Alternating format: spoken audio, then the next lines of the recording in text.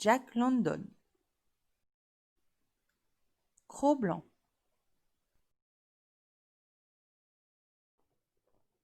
Le dieu fou.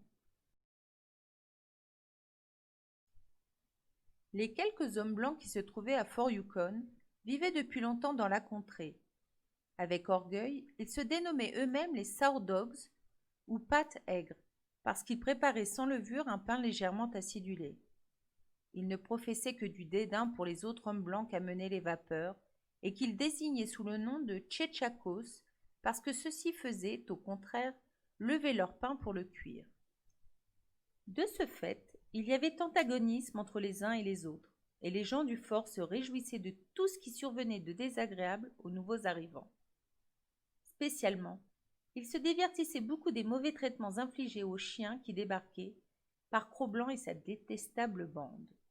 À chaque vapeur qui faisait halte, ils ne manquaient pas de descendre au rivage et d'assister à l'inévitable bataille. De la tactique adroite et méchante employée par Cro-Blanc et par les chiens indiens, ils riaient à gorge déployée. Parmi ces hommes, l'un d'eux surtout s'intéressait à ce genre de sport. Au premier coup de sifflet du steamboat, il arrivait en courant, et lorsque le dernier combat était terminé, il remontait vers le fort, la face comme alourdie du regret que le massacre eût déjà pris fin. Chaque fois qu'un inoffensif chien du Sud avait été terrassé et jeté son râle d'agonie sous les crocs de la troupe ennemie, incapable de contenir sa joie, il se mettait à gambader et à pousser des cris de bonheur. Et, toujours aussi, il lançait vers Cro-Blanc un dur regard d'envie pour tout le mal dont celui-ci était l'auteur. Cet antipathique individu avait été baptisé Beauty par les autres hommes du fort. Beauty Smith était le seul nom qu'on lui connaissait dans la région, nom qui était, bien entendu, une antithèse, car celui qui le portait n'était rien moins qu'une beauté. La nature s'était montrée avare envers lui. C'était un petit bout d'homme, au corps maigriot, sur lequel était posée une tête plus maigre encore, un simple point, eût-on dit. Aussi, dans son enfance, avant d'être dénommé Beauté par ses compagnons, le surnommait-on Pinhead, ce qui veut dire tête d'épingle. En arrière, cette tête descendait toute droite et d'une seule pièce vers le cou, tandis qu'en avant, le crâne, en forme de pain de sucre, rejoignait un front bas et large, à partir duquel la nature semblait avoir regretté soudain sa parcimonie.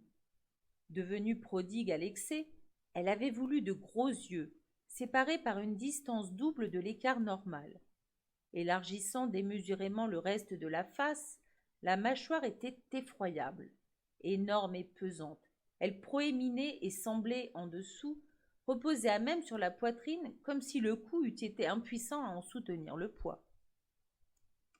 Cette mâchoire, telle qu'elle était, donnait une impression d'indomptable énergie, impression mensongère, exagération incohérente de la nature, car Beauté était connu de tous pour être un faible entre les faibles, un lâche entre les plus lâches.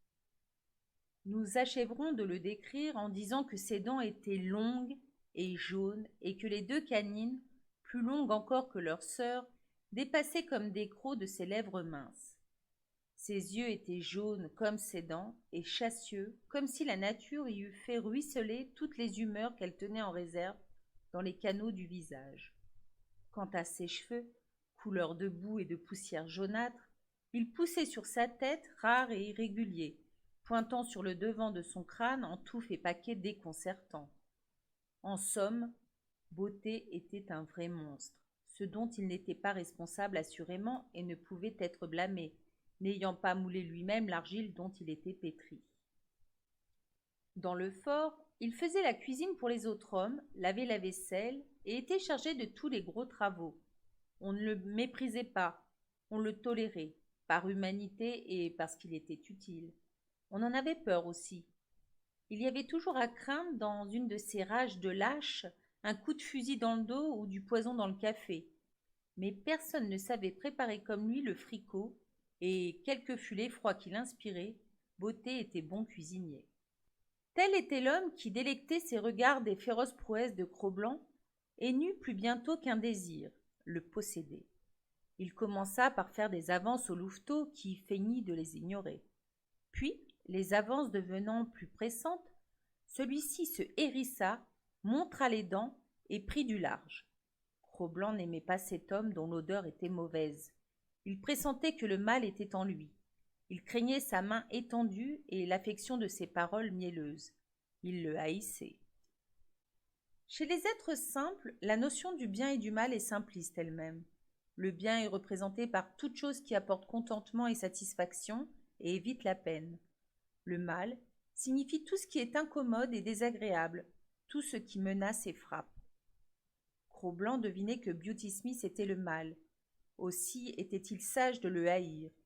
De ce corps difforme et de cette âme perverse s'échappaient, pour le louveteau, d'occultes émanations semblables à ces brouillards pestilentiels qui s'élèvent des marécages. Cro-Blanc se trouvait présent au campement de Castor-Gris lorsque, pour la première fois, Beauté y fit son apparition. Avant qu'il fût en vue et dès le bruit sur le sol de ses pas lointains, Cro-Blanc avait su qui venait et avait commencé à hérisser son poil. Quoiqu'il fût à ce moment-là confortablement couché en un délicieux farniente, il se dressa vivement et, tandis que l'homme approchait, se glissa, à la manière des loups, sur le bord du campement. Il ne put savoir ce qu'on disait, mais vit bien que l'homme et Castor-Gris causaient ensemble.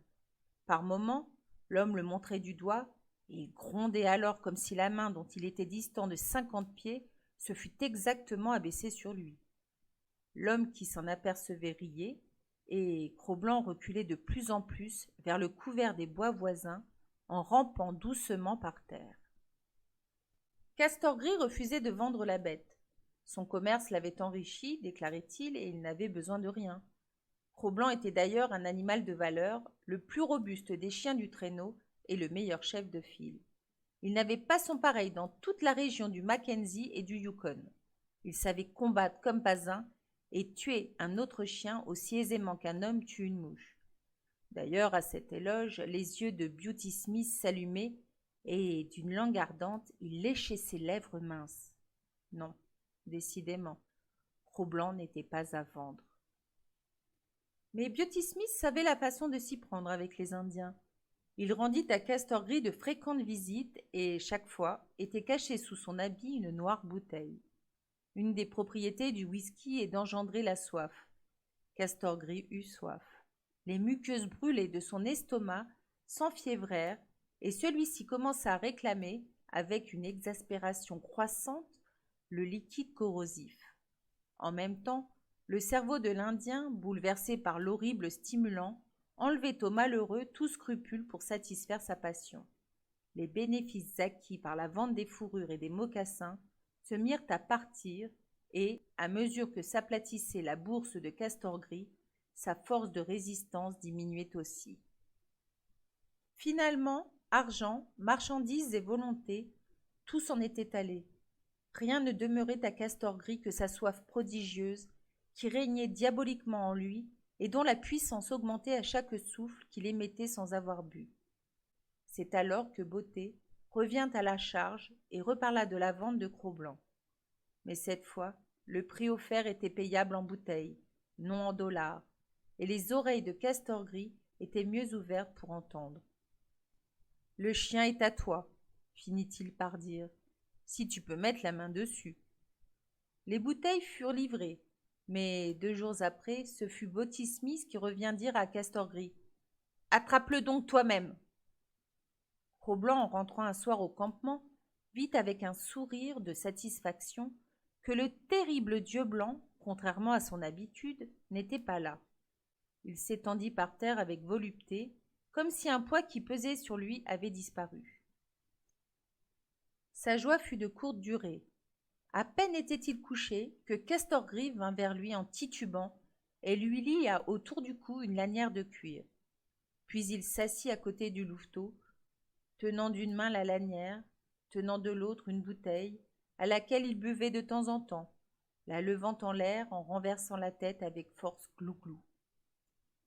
1 heure s'était écoulée de la sorte lorsqu'une légère vibration du sol annonça que quelqu'un s'approchait. Cro-Blanc tressaillit et se hérissa, tandis que l'Indien branlait stupidement la tête. Le louveteau tenta de tirer doucement la lanière de la main de son maître, mais les doigts, qui s'étaient un instant relâchés, se contractèrent plus fortement et Castor Gris se leva. Beauté entra sous la tente et s'arrêta devant Cro-Blanc, qui commença à gronder vers celui qu'il craignait et à surveiller les mouvements de ses mains. Une d'elles s'étendit, se prit à descendre sur sa tête. Son grondement se fit plus intense et plus rauque. La main continuait à descendre lentement, tandis qu'il se courbait sous elle, tout en la regardant, en proie à une colère continue et qui semblait prête à éclater. Soudain, il alla pour mordre. La main se rejeta vivement en arrière et les crocs, retombant les uns sur les autres, claquèrent comme une gueule de serpent qui mord le vide. Beauté était terrifié et furieux.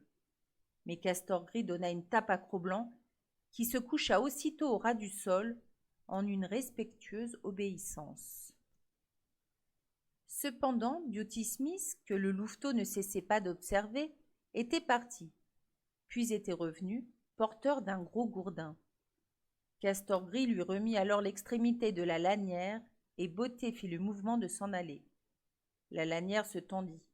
Cro-Blanc résistait. Castor Gris le gifla de droite et de gauche afin qu'il se levât et suivît. Il se leva, mais pour se précipiter en hurlant sur l'étranger qui essayait de l'entraîner. Beauté, qui était paré, ne broncha pas. D'un large mouvement, il lança son gourdin, puis l'abattit sur Cro-Blanc, dont il arrêta l'élan à mi-route et qu'il écrasa presque contre terre. Castor Gris riait et approuvait.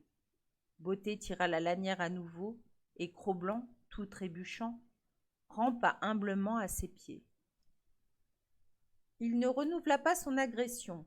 Un coup de gourdin était suffisant pour le convaincre que le dieu blanc savait manier cette arme, et il était trop sage pour ne pas se plier à l'inévitable.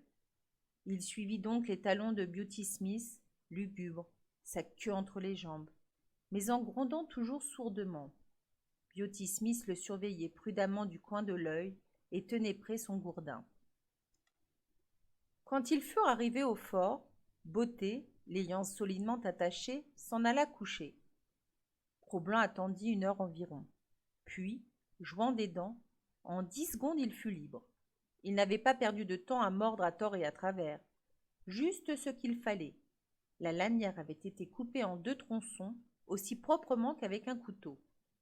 Cro-Blanc, quittant ensuite le fort, s'était trotté tout droit vers le campement de Castor Gris. Il ne devait aucune fidélité à ce dieu bizarre et terrible qui l'avait emmené. Il s'était donné à Castor Gris, et à lui seul il appartenait. Mais ce qui s'était déjà passé recommença. Castor Gris l'attacha à nouveau avec une autre lanière, et dès le matin le ramena à Beauty Smith. L'aventure ici se corsa. Beauty Smith lui administra une effroyable volée. Lié fortement, Cro-Blanc ne pouvait que s'abandonner à sa rage intérieure et subir le châtiment qui lui était dévolu. Fouet et gourdin conjugués sur lui leur effet. C'était un des pires traitements qu'il eût reçus en sa vie. Même la raclée dont Castor Gris l'avait gratifié dans son enfance n'était que du lait en regard de celle-ci. Beauty Smith se complaisait à la tâche. Il en rayonnait. Ses gros yeux flambaient méchamment tandis qu'il lançait en avant Fouet ou gourdin et que Cro-Blanc jetait ses cris de douleur et ses grondements inutiles. Car Beauté était cruel à la façon des lâches. Tremblant et rampant lui-même devant les coups et les menaces des autres hommes, il prenait sa revanche sur des créatures plus faibles que lui. Tout être vivant aime à dominer un autre être, et Beauté ne faisait pas exception à la règle. Impuissant devant sa race, il exerçait sa vindicte sur les races inférieures. Réflexes inconscients, puisque nous l'avons dit, il ne s'était pas créé. Le louveteau n'ignorait pas pourquoi ce châtiment était tombé sur lui. Lorsque Castor Gris lui avait passé une lanière autour du cou et en avait remis l'extrémité à Beauty Smith, Cro-Blanc savait que la volonté de son dieu était qu'il allât avec Beauty Smith. Et lorsque celui-ci l'avait attaché dans le fort, il savait aussi que la volonté du dieu blanc était qu'il demeurât là. Il avait, par conséquent, désobéi à ses dieux et mérité le châtiment qui avait suivi. Maintes fois dans le passé, il avait vu des chiens changer de maître, et ceux qui s'enfuyaient battus comme ils l'avaient été.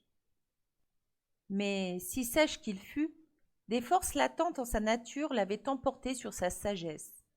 La principale de ces forces était la fidélité. Il n'aimait pas Castorgris, et cependant, même devant son impérative volonté et sa colère, il lui demeurait fidèle. Il ne pouvait s'en empêcher. La fidélité était une qualité inhérente à sa race, celle qui sépare son espèce des autres espèces, et qui fait que le loup et le chien sauvage sont capables de quitter la liberté et de l'espace pour devenir compagnons de l'homme.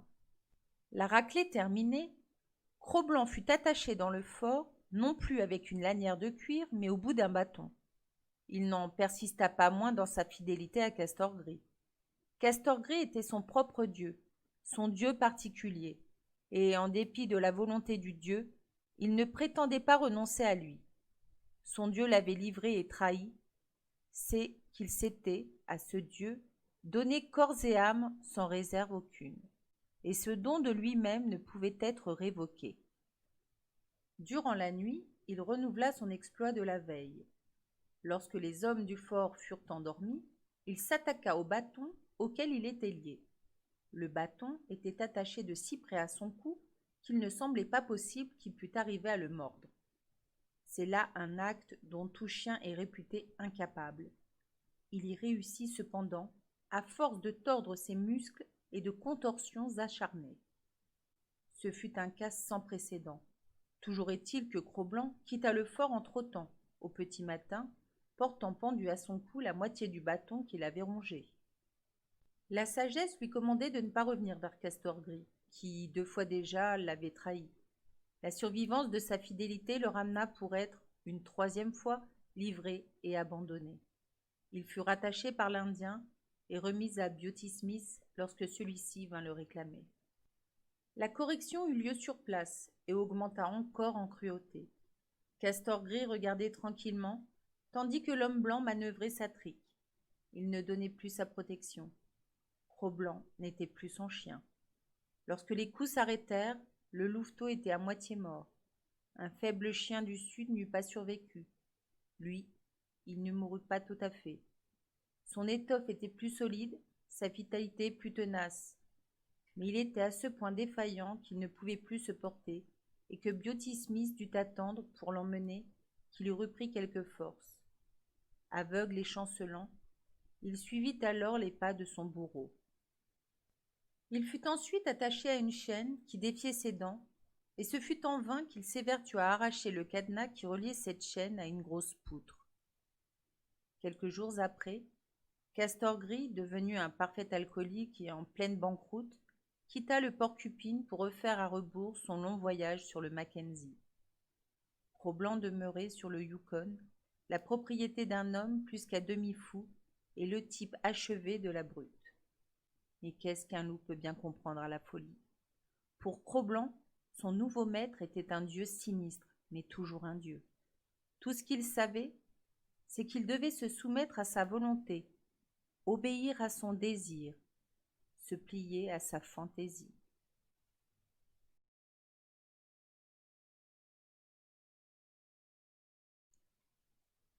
Le règne de la haine.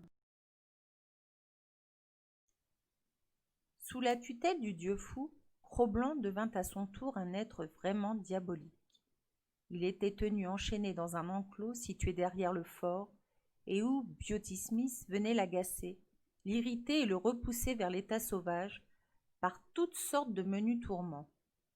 L'homme avait découvert l'irritation spontanée du jeune loup dès que celui-ci voyait rire de lui, et il ne manquait pas à cet amusement qui faisait toujours suite à ses traitements inhumains.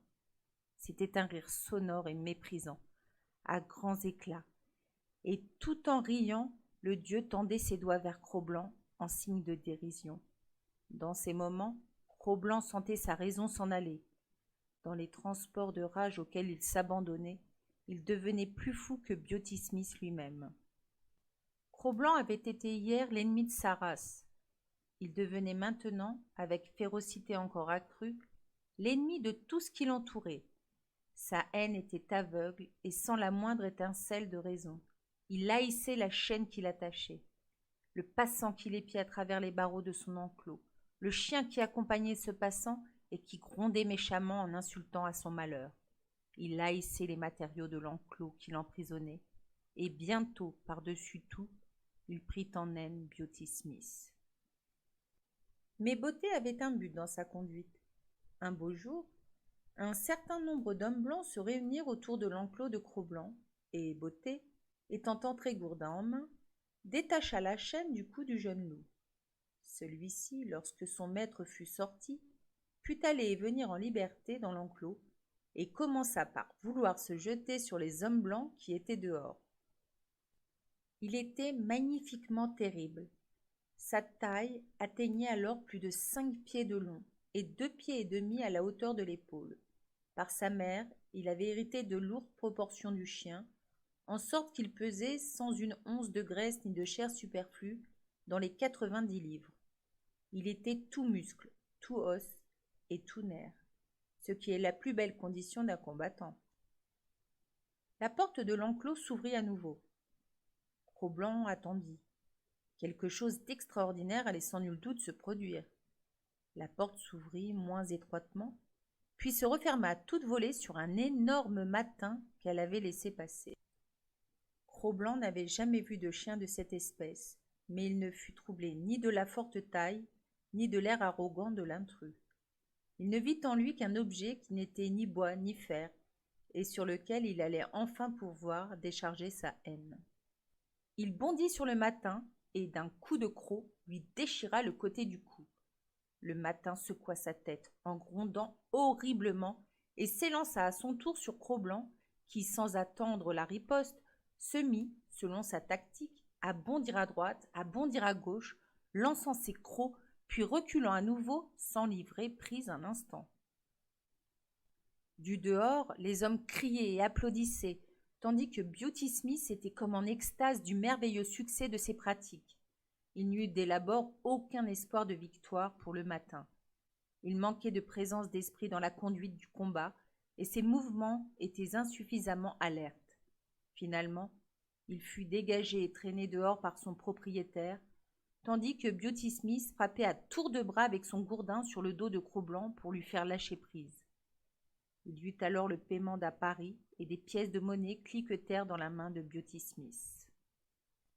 De ce jour, tout le désir de Cro-Blanc fut de voir des hommes se réunir autour de son enclos, car cette réunion signifiait un combat, et c'était la seule voie qui lui restait pour extérioriser sa force de vie, pour exprimer la haine que Beauty Smith lui avait savamment inculquée. Et de ses capacités combatives, Beauty Smith n'avait pas trop préjugé, car il demeurait invariablement le vainqueur. Dans une de ces rencontres, 3 chiens furent successivement abattus par lui. Dans une autre, un loup adulte nouvellement enlevé au wild fut projeté d'une seule poussée à travers la porte de l'enclos. Une 3e fois, il eut à combattre simultanément contre 2 chiens. Ce fut sa plus rude bataille. Mais il finit par les tuer tous deux et faillit lui-même en crever. Lorsque commencèrent à tomber les premières neiges de l'automne et que le fleuve se mit à charrier, Beauté prit passage, avec Cro-Blanc, sur un steamboat qui remontait le cours du Yukon vers Dawson. Grande était, par toute la contrée, la réputation de Cro-Blanc. On le connaissait sous le nom du « loup combattant » dans les moindres recoins du pays, et la cage dans laquelle il était enfermé, sur le pont du bateau, était environnée de curieux. Il rageait et grondait vers eux, ou bien se couchait, d'un air tranquille, en observant tous ces gens dans les profondeurs de sa haine. Comment ne les eût-il pas haïs? Haïr était sa passion, et il s'y noyait. La vie pour lui était l'enfer. Fait pour la liberté sauvage, il devait subir d'être captif et reclus. Les gens le regardaient, agitaient des bâtons entre les barreaux de sa cage pour le faire gronder, puis riaient de lui. Quand le steamboat fut arrivé à Dawson, Cro-Blanc vint à terre, mais toujours dans sa cage et livré au regard du public. On payait 50 cents en poussière d'or le droit de le voir. Afin que les assistants en eussent pour leur argent et que l'exhibition gagnât en intérêt, Aucun repos ne lui était laissé. Dès qu'il se couchait pour dormir, un coup de bâton le réveillait. Entre-temps, et dès qu'un combat pouvait être organisé, il était sorti de sa cage et conduit au milieu des bois, à quelques miles de la ville. L'opération s'effectuait d'ordinaire pendant la nuit pour éviter l'intervention des policiers à cheval du territoire. Après plusieurs heures d'attente, au point du jour, arrivaient l'assistance et le chien contre lequel il devait combattre. Il eut pour adversaires des chiens de toute taille et de toute race. On était en terre sauvage, sauvages étaient les hommes, et la plupart des rencontres étaient à mort. La mort était pour les chiens, cela va de soi, puisque Cro-Blanc continuait à combattre. Il ne connaissait toujours pas de défaite. L'entraînement auquel il s'était livré avec Lip-Lip et les jeunes chiens du camp indien lui servait à cette heure. Pas un de ses adversaires n'arrivait à le culbuter. Chien du Mackenzie, chien esquimau ou du Labrador, mastoc ou malamute, chiens aboyeurs et chiens muets, tous étaient impuissants contre lui. Jamais il ne perdait pied. C'est là que le public l'attendait. Mais toujours il déconcertait cet espoir. Non moins rapide était la promptitude de son attaque, à ce point qu'il mettait à mal son adversaire 9 fois sur 10, avant même que celui-ci se fût paré pour la défense. Le fait se renouvela si souvent que l'usage s'établit de ne point lâcher Cro-Blanc avant que le chien adverse eût achevé ses préliminaires de bataille ou même se fût rué le premier à l'assaut.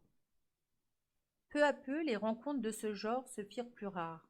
Les partenaires se décourageaient, ne trouvant plus de champion de force équivalente à lui opposer. Beauty Smith était forcé de lui donner à combattre des loups qu'il se procurait. Ces loups étaient capturés au piège par des Indiens, et l'annonce d'un de ces duels ne manquait pas d'attirer un important concours de spectateurs. On alla jusqu'à lui présenter une grande femelle de lynx, et cette fois il combattit pour sa vie. La vitesse du lynx valait la sienne, et sa férocité n'était pas inférieure à celle de Cro-Blanc. Tandis qu'il n'avait que ses crocs pour seules armes, le lynx luttait avec toutes les griffes de ses 4 pattes, en même temps qu'avec ses dents acérées. La victoire resta cependant à Cro-Blanc, et les combats cessèrent jusqu'à nouvel ordre. Il avait épuisé toutes les variétés possibles d'adversaires. Il redevint donc un simple objet d'exhibition. Cela dura jusqu'au printemps, lorsqu'advint dans le pays un nommé Tim Kennan, tenancier de jeu, qui amenait avec lui le premier bulldog que l'on eût vu au Klondike. Que ce chien et Cro-Blanc dussent entrer en lice face à face était chose inévitable. Durant une semaine, le combat qui se préparait fit l'objet de toutes les conversations dans le monde spécial que fréquentaient certains quartiers de la ville.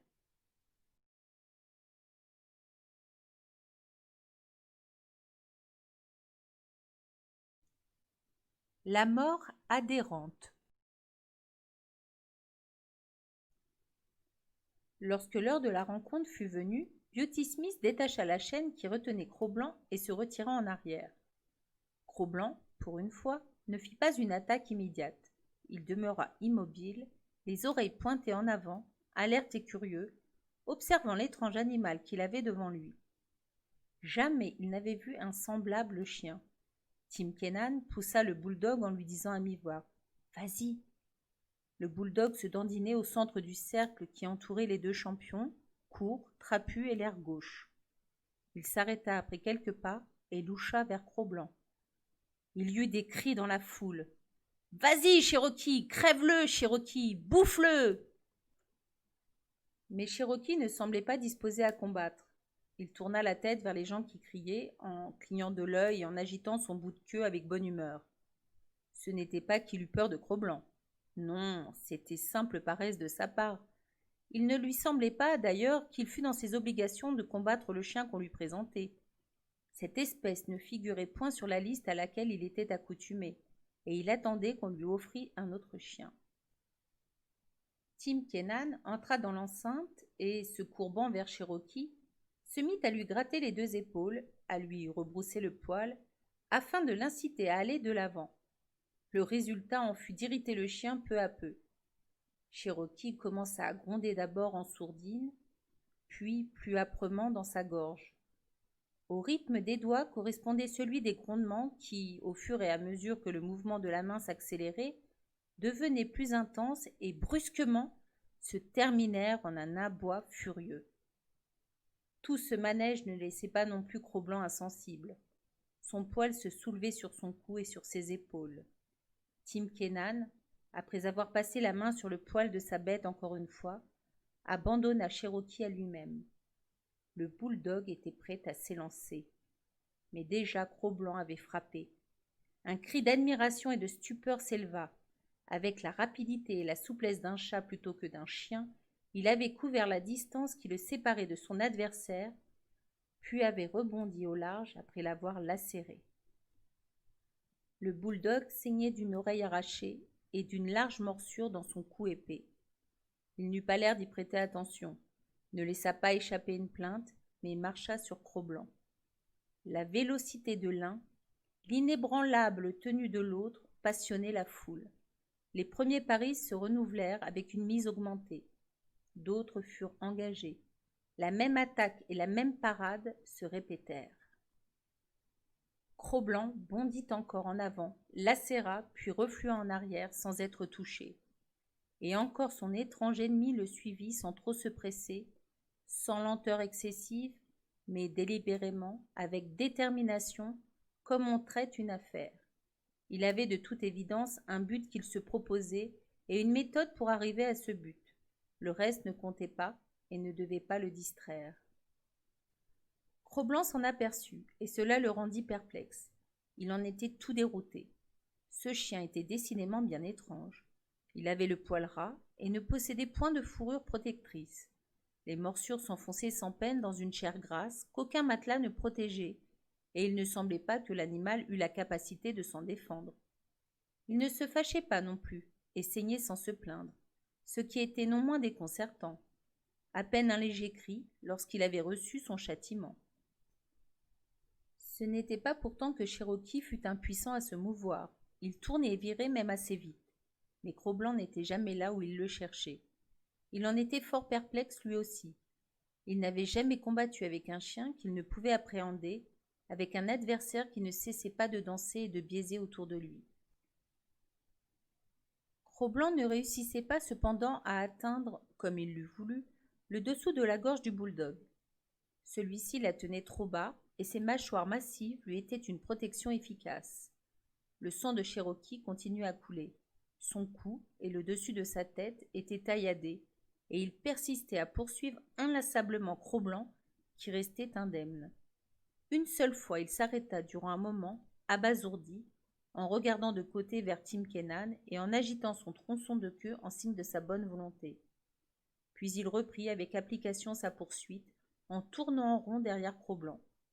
Soudain, il coupa le cercle que tous deux décrivaient et tenta de saisir son adversaire à la gorge. Il ne le manqua que de l'épaisseur d'un cheveu, et des applaudissements crépitèrent à l'adresse de Cro-Blanc, qui avait échappé. Le temps passait. Cro-Blanc répétait ses soubresauts et Cherokee s'acharnait avec la sombre certitude que tôt ou tard il atteindrait son but. Ses oreilles n'étaient que de minces rubans. Plus de 100 blessures les couvraient, et ses lèvres même saignaient toutes coupées. Parfois, Cro-Blanc s'efforçait de le reverser à terre, patte en l'air, en se jetant sur lui. Mais son épaule était plus haute que celle du chien, et la manœuvre avortait. Il s'obstina à la renouveler, et dans un élan plus fort qu'il avait pris, il passa par-dessus le corps de Cherokee. Pour la première fois depuis qu'ils se battaient, on vit Cro-Blanc perdre pied. Il tournoya en l'air pendant une seconde, se retourna comme un chat, mais ne réussit pas à retomber immédiatement sur ses pattes. Il chut lourdement sur le côté, et quand il se redressa, les dents du bouledogue s'étaient incrustées dans sa gorge. La prise n'était pas bien placée. Elle était trop bas vers la poitrine, mais elle était solide. Cro-Blanc, avec une exaspération frénétique, s'efforça de secouer ses dents resserrées sur lui, ce poids qu'il sentait pendu à son cou. Ses mouvements, maintenant, n'étaient plus libres. Il lui semblait qu'il avait été happé par une chose trappe. Tout son être s'en révoltait, au point de tomber en démence. La peur de mourir avait tout à coup surgi en lui, une peur aveuglée et désespérée. Il se mit à virer, courir à droite, courir à gauche, tant pour se persuader qu'il était toujours vivant que pour tenter de détacher les 50 livres que traînait sa gorge. Le bouledogue se contentait, à peu de choses près, de conserver son emprise. Quelquefois, il tentait de reprendre pied pendant un moment afin de secouer Cro-Blanc à son tour. Mais l'instant d'après, Cro-Blanc l'enlevait à nouveau et il l'emportait à sa suite dans ses mouvements giratoires. Cherokee s'abandonnait consciemment à son instinct. Il savait que sa tâche consistait à tenir dur et il en éprouvait de petits frissons joyeux. Il fermait béatement les yeux et, sans se raidir, se laissait ballotter de ci de là avec abandon, indifférent aux heurts auxquels il était exposé.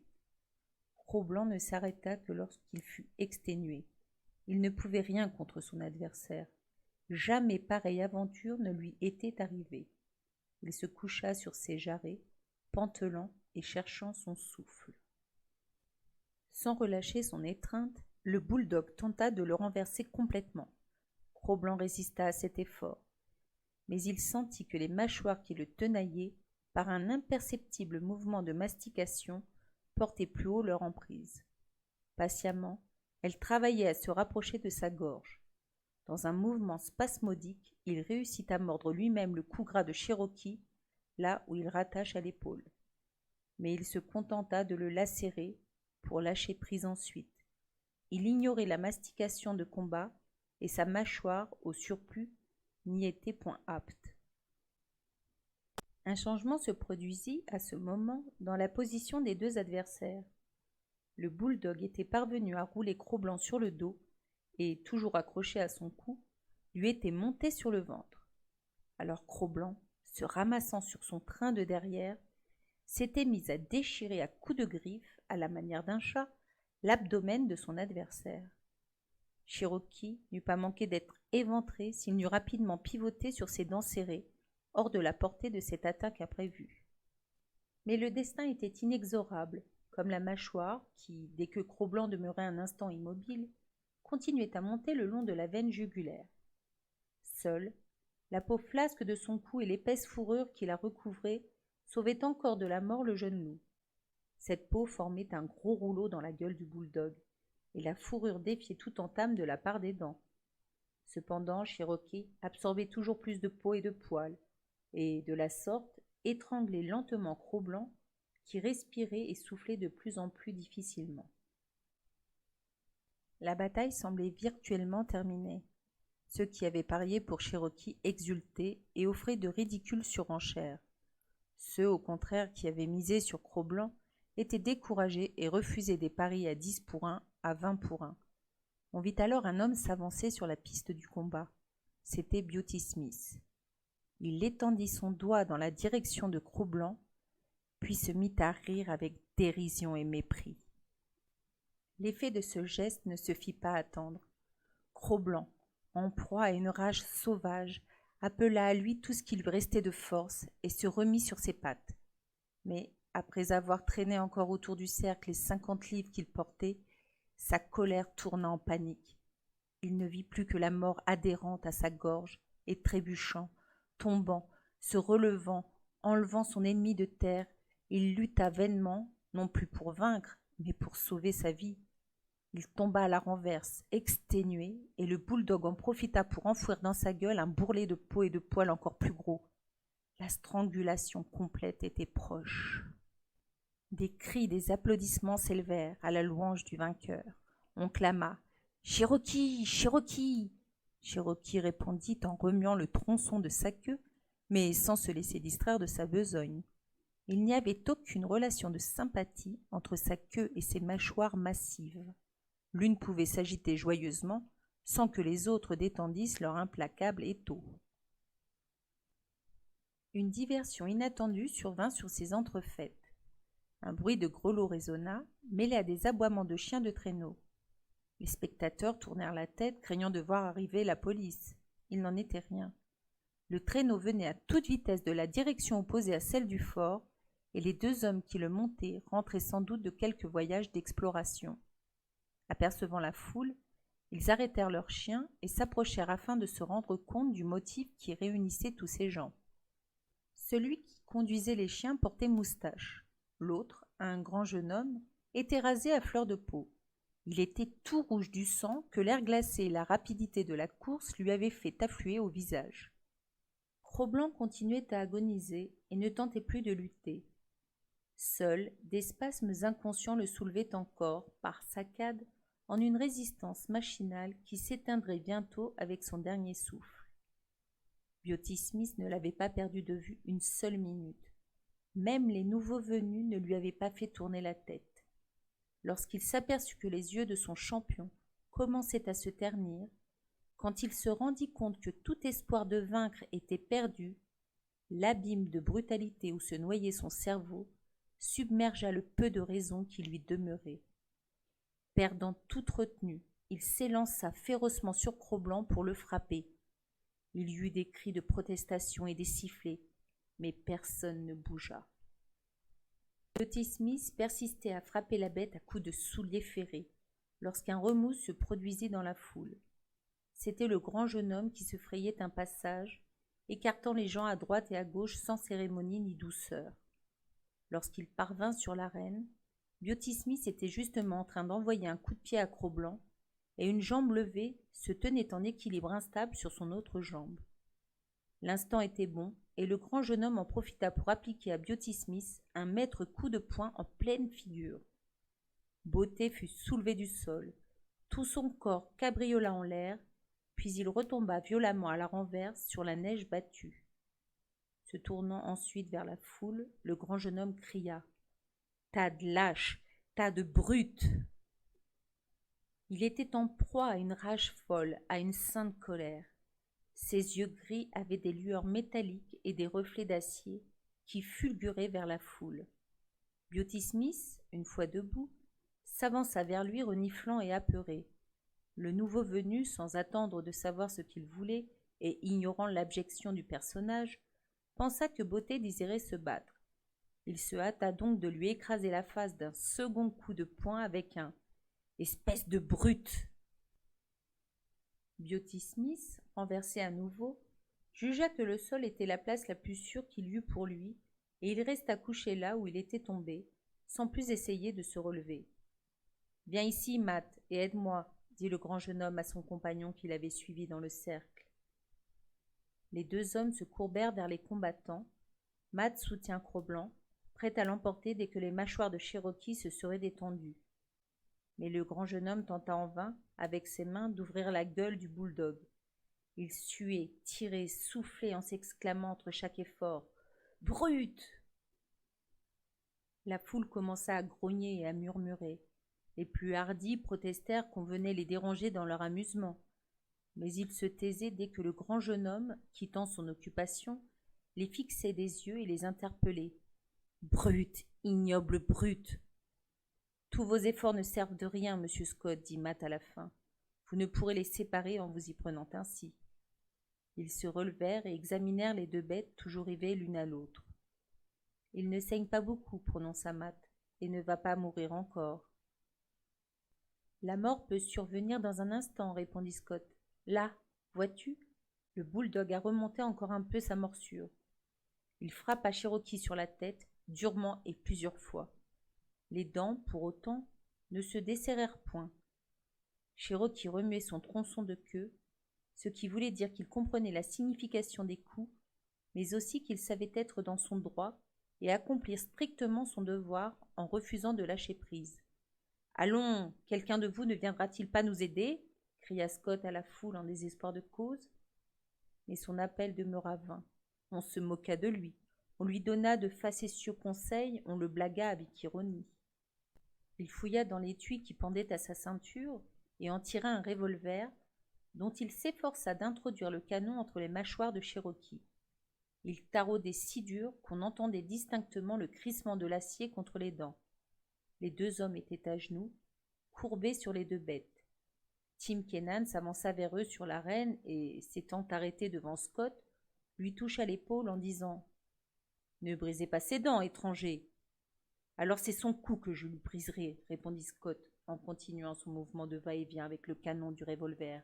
« Je dis, ne brisez pas ses dents, répéta le maître de Cherokee d'un ton plus solennel encore.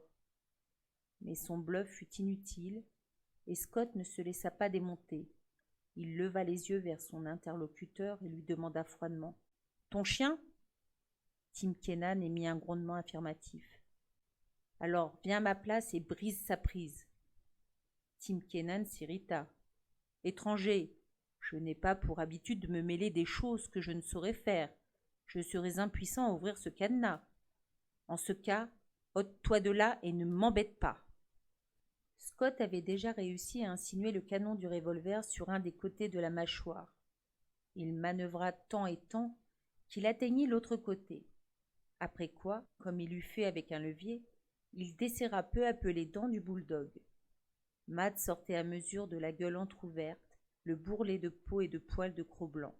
« Prépare-toi à recevoir ton chien, » ordonna Scott d'un ton péremptoire à Tim Kennan, qui était demeuré debout sans s'éloigner. Tim Kennan obéit et, se penchant, saisit fortement Cherokee qu'une dernière pesée du revolver décrocha complètement. Le bulldog se débattait avec vigueur. « Tire-le au large !» commanda Scott. Tim Kennan et Cherokee, l'un traînant l'autre, s'éloignèrent parmi la foule. Cro-Blanc fit, pour se relever, plusieurs efforts inutiles. Comme il était arrivé à se remettre sur ses pattes, ses jarrets trop faibles le trahirent et il s'affaissa mollement. Ses yeux étaient mi-clos et leurs prunelles toutes ternes. Sa gueule était béante et la langue pendait, gonflée et inerte. Il avait l'aspect d'un chien qui avait été étranglé à mort. Matt l'examina. Il est à bout, mais il respire encore. Durant ce temps, Beauty Smith s'était remis droit et s'approcha. « Matt, combien vaut un bon chien de traîneau ?» demanda Scott. Le conducteur du traîneau, encore agenouillé sur Cro-Blanc, calcula un moment. « $300, répondit-il. « Et combien pour un chien en marmelade comme celui-ci ? » « La moitié. » Scott se tourna vers Beauty Smith. « Entends-tu, monsieur la brute ? Je vais prendre ton chien et te donner pour lui $150. » Il ouvrit son portefeuille et compta les billets. Mais Beauty Smith croisa ses mains derrière son dos et refusa de prendre la somme. « Je suis pas vendeur, » dit-il. « Oh, si tu l'es, » assura l'autre. « Parce que je suis acheteur. Voici ton argent. Le chien m'appartient. » Beauty Smith, les mains toujours derrière le dos, se recula. Scott avança vivement vers lui, le poing levé pour frapper. Beauty Smith se courba en prévision du coup. « J'ai mes droits, » gémit-il. « Tu as forfait à ces droits. Es-tu disposé à recevoir cet argent ou vais-je avoir à frapper à nouveau ? » « C'est bon, » dit Beauty Smith avec toute la célérité de la peur. « Mais je prends l'argent en protestant, » ajouta-t-il. « Le chien est mon bien. Je suis volé. Un homme a ses droits. »« Très correct, » répondit Scott en lui remettant les billets. « Un homme a ses droits. Mais tu n'es pas un homme. Tu es une sale brute. »« Attendez que je revienne à Dawson, » menaça Beauty Smith. « J'aurai la loi pour moi. Si tu ouvres le bec, à ton retour à Dawson, je te ferai expulser de la ville. Est-ce compris ?» Un grognement fut la réplique. « Comprends-tu » cria Scott dans un accès soudain de colère. « Oui, » grogna encore Beauty Smith en se reprenant à reculer. « Oui, qui ?»« Oui, monsieur. »« Attention, il va mordre » jeta quelqu'un dans la foule, et de grands éclats de rire s'élevèrent. Scott, tournant le dos, s'en revint aider son compagnon qui poussait Cro-Blanc vers le traîneau. Une partie des spectateurs s'était éloignée. D'autres étaient restés, formant des groupes, qui regardaient et causaient. Tim Kennan rejoignit un de ces groupes. « Quelle est cette gueule ?» demanda-t-il. « Weedon Scott, » répondit quelqu'un. « Par tous les diables, qui alors est Weedon Scott ?»« Un de ces crâneurs d'ingénieurs des mines. Il est au mieux avec toutes les grosses punaises de Dawson. Si vous craignez les ennuis, vous ferez bien de naviguer loin de lui. Voilà ce que je vous dis. Il est intime avec tous les fonctionnaires. Le commissaire de l'or est son meilleur copain. » Je me doutais bien qu'il était quelqu'un, dit Tim Kennan. C'est pourquoi je l'ai ménagé.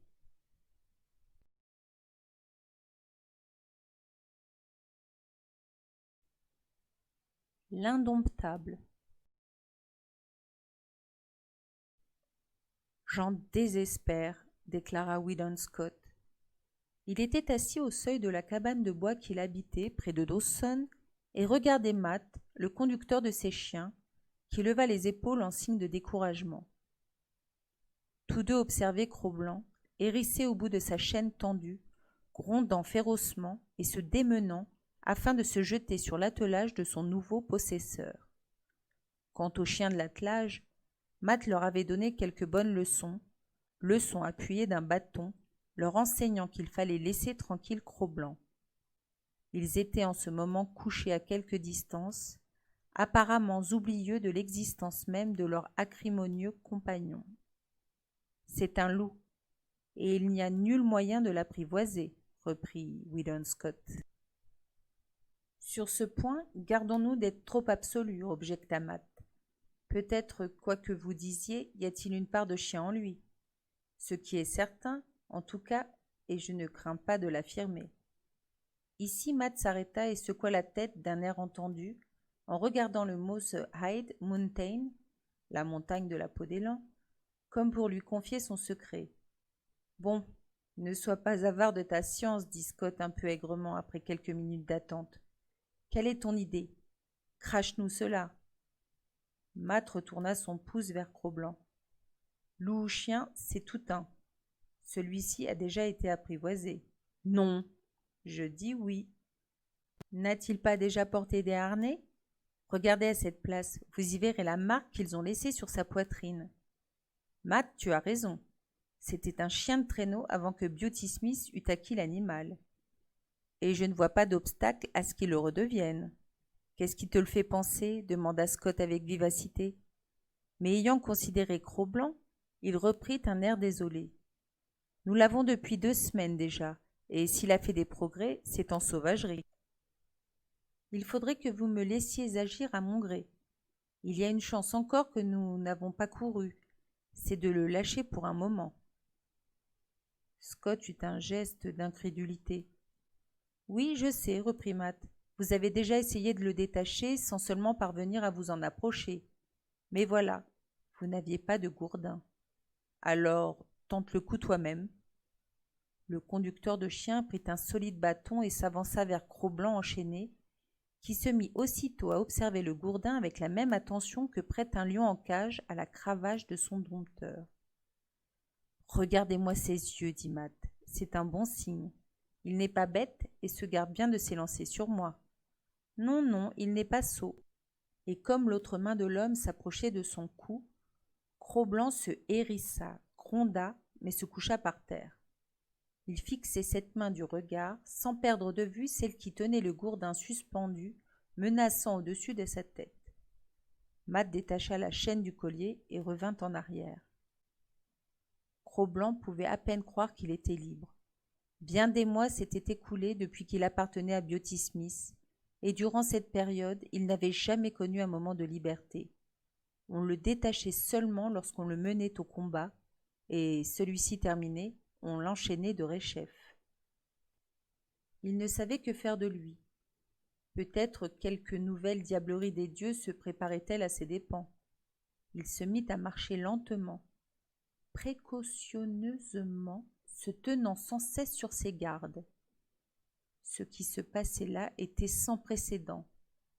À tout hasard, il s'écarta des 2 hommes qui l'observaient et, à pas compter, se dirigea vers la cabane où il entra. Rien n'arrivant, sa perplexité ne fit qu'augmenter. Il ressortit, fit une 12aine de pas en avant et regarda intensément ses dieux. « Ne va-t-il pas s'échapper » interrogea Scott. Matt eut un mouvement des épaules. « C'est à risquer, c'est le seul moyen de nous renseigner. »« Pauvre bête » murmura Scott avec pitié. « Ce qu'elle attend, c'est quelque signe d'humaine bonté. » Et ce disant, il alla vers la cabane, il y prit un morceau de viande qu'il revint jeter à Cro-Blanc, lequel bondit à distance, soupçonneux et attentif. À ce moment, un des chiens vit la viande et se précipita sur elle. « Ici, Major !» cria Scott. Mais l'avertissement venait trop tard. Déjà Cro-Blanc s'était élancé et avait frappé. Le chien roula sur le sol. Lorsqu'il se releva, le sang coulait goutte à goutte de sa gorge et traçait sur la neige une traînée rouge. « C'est trop de méchanceté, dit Scott, mais la leçon est bonne. » Matt s'était porté en avant pour châtier Cro-Blanc.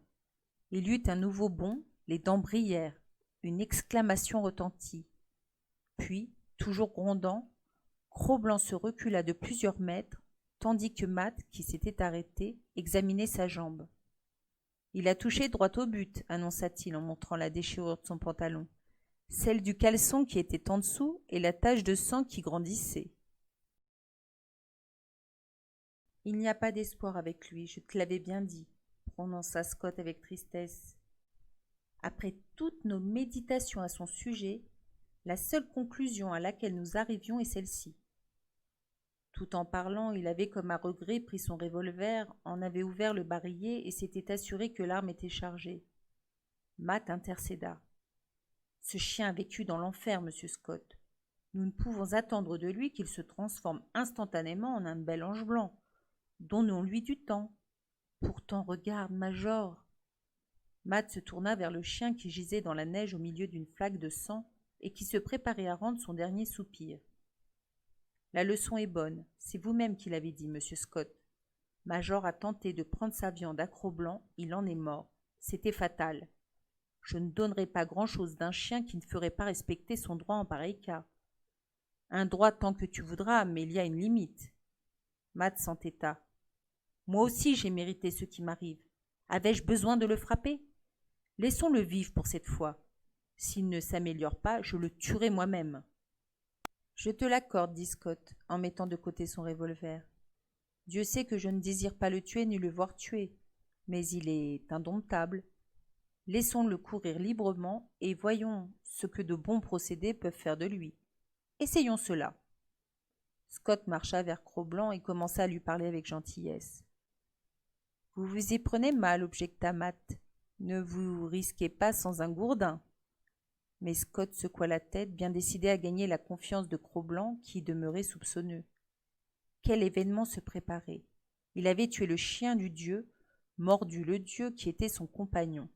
Un châtiment terrible ne pouvait manquer.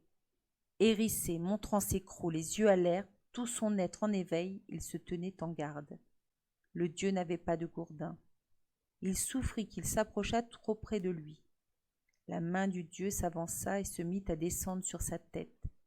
Il se courba et tendit ses nerfs. N'était-ce pas le danger qui prenait corps? Quelque trahison qui se préparait? Il connaissait les mains des dieux, leur puissance surnaturelle, leur adresse à frapper. Puis il n'avait jamais aimé qu'on le touchât. Il gronda plus menaçant, tandis que la main continuait à descendre. Il ne désirait point mordre cependant, et il laissa le péril inconnu s'approcher encore. Mais l'instinct de la conservation surgit, plus impérieux que sa volonté, et l'emporta. Weedon Scott s'était cru assez vif et adroit pour éviter, le cas échéant, toute morsure.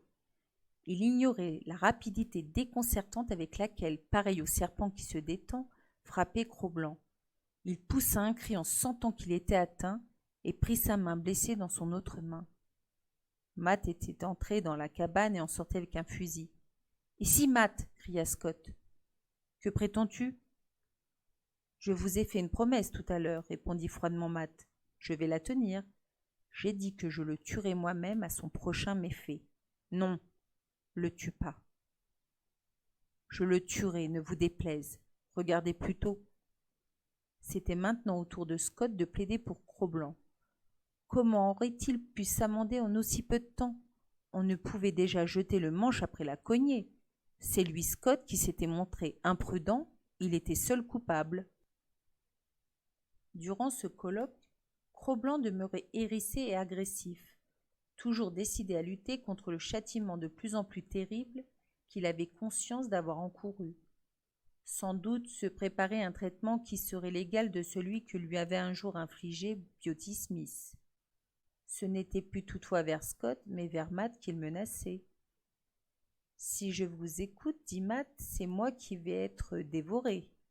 Pas du tout. C'est à ton fusil qu'il en veut, non à toi. Vois comme il est intelligent. Il sait comme toi et moi ce qu'est une arme à feu. Baisse ton fusil. Matt obéit. Étonnant en effet, s'exclama-t-il. Maintenant, il ne dit plus rien. Cela vaut la peine de renouveler l'expérience. Matt reprit son fusil qu'il avait déposé contre la cabane et Cro-Blanc de se remettre aussitôt à gronder. Matt reposa le fusil, fit mine de s'en éloigner, et les lèvres de Cro-Blanc redescendirent sur ses dents. Maintenant, dit Scott, fais jouer ton arme. Matt revint vers le fusil, le prit et le porta lentement à son épaule. Le grondement et l'agitation recommencèrent pour arriver à leur paroxysme lorsque le canon du fusil se mit à descendre et que Cro-Blanc vit qu'on le couchait en joue. À l'instant même où l'arme fut à son niveau, il fit un bond de côté et s'enfuit dans la cabane. Matt arrêta là l'expérience. Abandonnant son fusil, il se tourna vers son patron et dit avec solennité : « Je suis de votre avis, monsieur Scott. Ce chien est trop intelligent pour être tué. »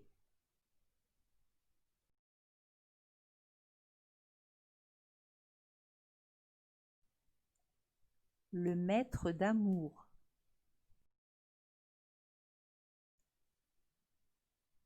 24 heures s'étaient écoulées depuis que Cro-Blanc avait été libéré. La main qui lui avait rendu sa liberté était maintenant enveloppée d'un bandage, caché par un pansement et soutenu par une écharpe afin d'arrêter le sang. Comme Scott s'approchait de lui, il fit entendre son grondement qui signifiait qu'il ne voulait pas se soumettre au châtiment mérité, car cette idée ne l'avait pas abandonné depuis la veille. Déjà, dans le passé, il avait subi des châtiments retardés. Or, il avait commis un sacrilège qualifié en enfonçant ses dents dans la chair sacrée d'un dieu à peau blanche supérieur aux autres. Il était dans l'ordre des choses et dans la coutume des dieux que cet acte fut terriblement payé. S'étant avancé, le dieu s'assit à quelques pas de lui. Rien de dangereux en cela. Quand les dieux punissent, ils sont toujours debout. D'ailleurs, le dieu n'avait ni gourdin, ni fouet, ni arme à feu. Lui-même, en outre, était libre. Point de chaîne ni de bâton pour le retenir. Il lui était loisible de s'échapper et de se mettre en sûreté s'il y avait lieu. Le dieu était resté tranquille et, n'ayant esquissé aucun mouvement, le grondement commencé reflua dans la gorge de Cro-Blanc et expira. Alors le dieu parla. Le poil se dressa sur le cou de Cro-Blanc et le grondement se précipita en avant. Mais le dieu continua à ne faire aucun geste hostile et à parler paisiblement. Il parlait sans arrêt, avec douceur et sans hâte. Nul n'avait jamais parlé ainsi à Cro-Blanc, avec autant de charme dans la voix, et il sentit quelque chose, il ne savait quoi, remuer en lui. En dépit des préventions de son instinct, une certaine confiance le poussa vers ce dieu. Il lui sembla qu'il était en sécurité en sa compagnie. Au bout d'un long moment, le dieu se leva et entra dans la cabane. Lorsqu'il en sortit, Cro-Blanc l'examina minutieusement et la crainte lui revint. Mais le dieu n'avait encore ni arme ni gourdin. Il ne cachait rien derrière son dos de sa main blessée, et dans son autre main, il tenait un petit morceau de viande. Le dieu était revenu s'asseoir à la même place que tout à l'heure. Cro-Blanc dressa ses oreilles et regarda avec soupçon alternativement le dieu et la viande, prêt à bondir au loin à la moindre alerte. Mais le châtiment était retardé. Le dieu se contentait de lui tendre, proche du museau, le morceau de viande qui ne semblait dissimuler rien de dangereux. Les dieux, cependant, ont tous les pouvoirs et une trahison savamment machinée pouvait se cacher derrière cette viande inoffensive en apparence. Malgré les gestes aimables avec lesquels elle lui était offerte, il était plus sage de ne pas y toucher. L'expérience du passé avait prouvé, surtout avec les femmes des Indiens, que viande et châtiment se mêlaient souvent d'une façon déplorable. Le dieu finit par jeter la viande dans la neige aux pieds de Cro-Blanc, qui la flaira avec attention sans la regarder. Les yeux étaient toujours pour le dieu. Rien n'arriva encore. Le dieu lui offrit un second morceau. Il refusa à nouveau de le prendre, et de nouveau le dieu le lui jeta. Ceci fut répété un grand nombre de fois. Mais un moment arriva où le dieu refusa de jeter le morceau. Il le garda dans sa main et fermement le lui présenta. La viande était bonne et Cro-Blanc avait faim. Pas à pas, avec d'infinies précautions, il s'approcha puis se décida. Sans quitter le dieu du regard, les oreilles couchées, le poil involontairement dressé en crête sur le cou, un sourd grondement roulant dans son gosier afin d'avertir qu'il se tenait sur ses gardes et prétendait ne pas être joué, il allongea la tête, prit le morceau et le mangea. Rien n'arriva.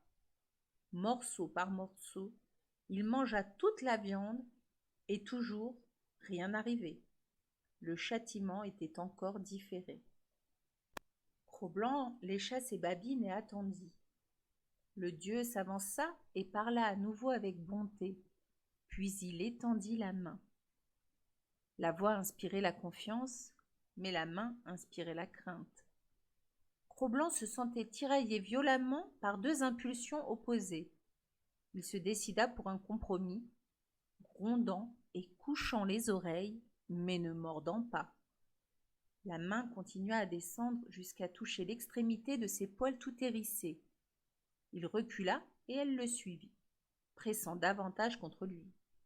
Il frissonnait et voulait se soumettre, mais il ne pouvait oublier en un jour tout ce que les dieux lui avaient fait souffrir. Puis la main s'éleva et redescendit alternativement en une caresse. Il suivit ses mouvements en se taisant et en grondant tour à tour, car les véritables intentions du dieu n'apparaissaient pas nettement encore. La caresse se fit plus douce, elle frotta la base des oreilles, et le plaisir éprouvé s'en accrut. À ce moment, Matt sortit de la cabane, tenant une casserole d'eau grasse qu'il venait vider au dehors. « J'en suis abasourdi !» s'écria-t-il en apercevant Scott. Et comme celui-ci continuait à caresser Cro-Blanc, « Vous êtes peut-être un ingénieur très expert, mais vous avez manqué votre vocation qui était, encore petit garçon, de vous engager dans un cirque comme dompteur de bêtes. » En entendant Matt, Cro-Blanc s'était aussitôt reculé.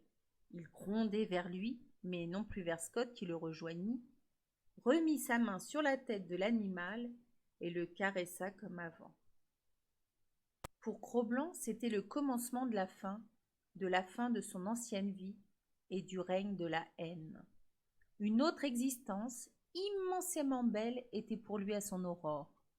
Il faudrait sans doute, de la part de Weedon Scott, beaucoup de soin et de patience pour la réaliser, car Cro-Blanc n'était plus le louveteau, issu du wild farouche, qui s'était donné Castor-Gris pour seigneur, et dont l'argile était prête à prendre la forme qu'on lui destinerait. Il avait été formé et durci dans la haine, il était devenu un être de fer, de prudence et de ruse. Il lui fallait maintenant refluer tout entier sous la pression d'une puissance nouvelle qui était l'amour.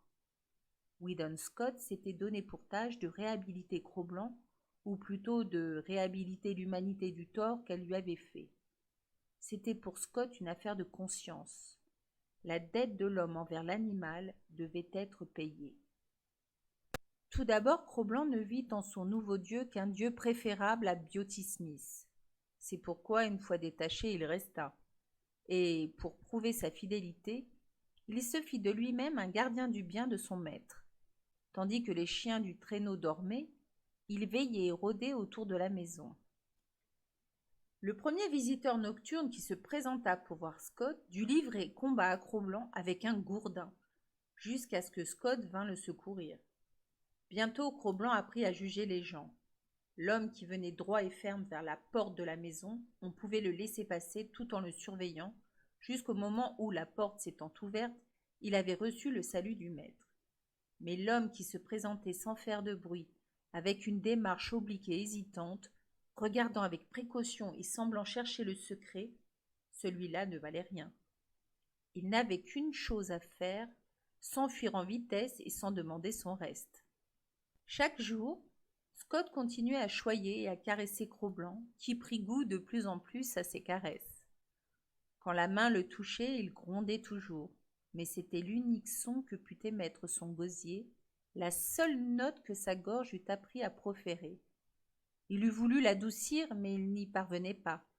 Et pourtant, dans ce grondement, l'oreille attentive de Scott arrivait à discerner comme un ronron. Lorsque son dieu était près de lui, Cro-Blanc ressentait une joie ardente. Si le dieu s'éloignait, l'inquiétude lui revenait.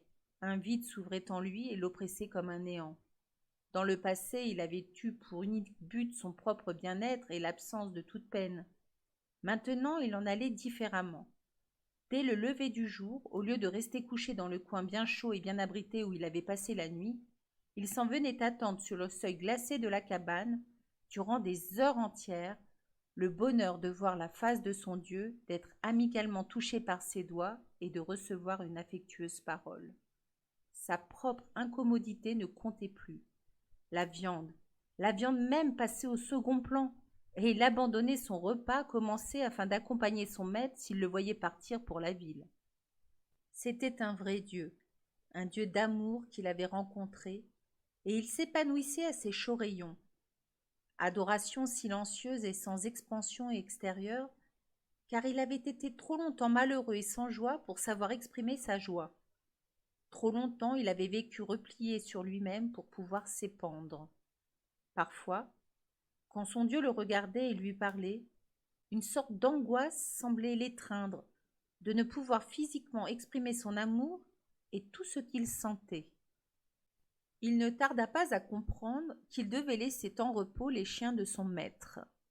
Après leur avoir fait reconnaître sa maîtrise sur eux et sa supériorité d'ancien chef de file, il ne les troubla plus. Mais il devait s'effacer devant lui quand il passait, et lui obéir en tout ce qu'il exigeait. Pareillement, il tolérait Matt comme étant une propriété de son maître. C'était Matt qui, le plus souvent, lui donnait sa nourriture, mais Cro-Blanc devinait que cette nourriture lui venait de son maître. Ce fut Matt aussi qui tenta le premier de lui mettre des harnais et de l'atteler au traîneau en compagnie des autres chiens. Matt n'y réussit pas. Il ne se soumit qu'après l'intervention personnelle de Scott. Ensuite, il accepta, par l'intermédiaire de Matt, la loi du travail qui était la volonté de son maître. Toutefois, il ne fut satisfait qu'après avoir repris, en dépit de Matt, qui ignorait ses capacités, son ancien rôle de chef de file. « S'il m'est permis, dit Matt un jour, d'expectorer ce qui est en moi, je mets en fait, monsieur Scott, que vous fûtes bien inspiré en payant pour ce chien le prix que vous en avez donné. Vous avez proprement roulé Beauty Smith, abstraction faite des coups de poing dont vous l'avez gratifié. » Pour toute réponse, Weedon Scott fit briller dans ses yeux gris un éclair de l'ancienne colère et murmura à part lui : « La brute !» Au printemps suivant, Cro-Blanc eut une grande émotion. Le maître d'amour disparut. Divers emballages et pactages avaient précédé son départ, mais Cro-Blanc ignorait ce que signifiaient ces choses et ne s'en rendit compte que par la suite. Cette nuit-là, vainement, sur le seuil de la cabane, il attendit le retour du maître. À minuit, le vent glacial qui soufflait le contraignit à chercher en arrière un abri. Il sommeilla quelque peu, mais vers 2 heures du matin, son anxiété le reprit. Il revint s'étendre sur le seuil glacé, les oreilles tendues, à l'écoute du pas familier. Le matin, la porte s'ouvrit et Matt sortit. Il le regarda pensivement. Matt n'avait aucun moyen d'expliquer à l'animal ce que celui-ci désirait connaître. Les jours s'écoulaient et le maître ne revenait pas. Cro-Blanc, qui jusque-là n'avait jamais eu de maladie, tomba malade, tellement malade que Matt dut le traîner à l'intérieur de la cabane. Puis, dans la prochaine lettre qu'il écrivait à Scott, il ajouta un post-scriptum à ce sujet. Weedon Scott se trouvait à Circle City lorsqu'il lut. « Ce damné loup ne veut pas travailler. Il prétend ne pas manger. Je ne sais que faire de lui. Il voudrait connaître ce que vous êtes devenu, et je ne sais comment le lui dire. Je crois qu'il est en train de mourir. » Les renseignements étaient exacts. Cro-Blanc, s'il lui arrivait de sortir, se laissait rosser par tous les chiens de l'attelage à tour de rôle. Dans la cabane, il gisait sur le plancher, près du poêle, sans accepter de nourriture. Que Matt lui parlât gentiment ou jura après lui, c'était tout un. Il se contentait de tourner vers l'homme ses tristes yeux, puis laissait retomber sa tête sur ses pattes de devant et ne bougeait plus. Une nuit où il lisait à mi-voix en faisant remuer ses lèvres, Matt tressaillit. Cro-Blanc avait sourdement gémi, puis s'était dressé, les oreilles levées vers la porte, et écoutait intensément. Un moment après, un bruit de pas se fit entendre, et la porte s'étant ouverte, Weedon Scott entra. Les deux hommes se serrèrent la main, puis Scott regarda autour de lui. « Où est le loup ?» demanda-t-il. Il découvrit Cro-Blanc qui s'était à nouveau étendu près du poêle et qui n'avait pas bondi vers lui comme eût fait un chien ordinaire. « Bon sang !» s'exclama Matt. « Regardez s'il remue la queue, ça n'arrête pas !» Weedon Scott appela Cro-Blanc, qui vint aussitôt sans exubérance. Mais une incommensurable félicité emplissait ses yeux comme une lumière. Scott s'accroupit sur ses talons, bien en face de lui, et commença à lui caresser savamment la base des oreilles, le cou, les épaules, toute l'épine dorsale. Cro-Blanc prit son grognement doux, puis, portant subitement sa tête en avant, il alla l'enfouir sous le bras de son maître, cachant son bonheur et se dodelinant. Avec le retour du maître aimé, Cro-Blanc se rétablit rapidement. Il ne sortit pas de la cabane durant 2 nuits et 1 jour. Quand il reparut dehors, les autres chiens qui avaient oublié sa force naturelle, ne se souvenant que de sa faiblesse dernière, se jetèrent sur lui. Leur déroute ne se fit pas attendre. Ils s'enfuirent en hurlant et ne revinrent que le soir, un à un, humbles et rampants, pour témoigner de leur soumission. Assez longtemps après, Scott et Matt étaient une nuit assis l'un en face de l'autre, s'adonnant à une partie de cartes, préliminaire habituel du coucher. Ils entendirent au dehors un grand cri et des grondements sauvages. « Le loup !» dit Matt, « est après quelqu'un. » Les 2 hommes prirent la lampe et s'élancèrent. Ils trouvèrent un autre homme étendu sur le dos dans la neige. Ses bras étaient repliés l'un sur l'autre, et il s'en servait pour protéger sa face et sa gorge. Le besoin s'en faisait sentir, car Cro-Blanc était dans une rage folle, combattant méchamment et poussant son attaque aux endroits les plus vulnérables. De l'épaule au poignet, les manches étaient lacérées, et la chemise de flanelle bleue n'était plus qu'un haillon. Les bras eux-mêmes étaient horriblement déchirés, et le sang en coulait à flots. Weedon Scott saisit Cro-Blanc par le cou et l'entraîna, se débattant comme un diable. Pendant ce temps, Matt aidait l'homme à se relever. Celui-ci, en abaissant ses bras, découvrit la bestiale figure de Beauty Smith. Matt recula comme s'il avait touché un charbon ardent. Beauty Smith clignota des yeux à la lumière de la lampe, regarda autour de lui et, en apercevant Cro-Blanc, que Scott tentait d'apaiser, donna de nouveaux signes de terreur. Matt, au même moment, remarqua 2 objets tombés dans la neige. Il les examina et reconnut une chaîne d'acier et un fort gourdin. Il les montra à Weedon Scott, qui secoua la tête sans rien dire. Puis il posa sa main sur l'épaule de Beauty Smith, tout tremblant, et le fit pirouetter sur lui-même. Pas un mot en fut échangé. Quand le dieu de haine fut parti, le dieu d'amour caressa Cro-Blanc et lui parla. « On a essayé de te voler, hein, et tu n'as pas voulu. Bien, bien. Il s'était trompé, n'est-ce pas?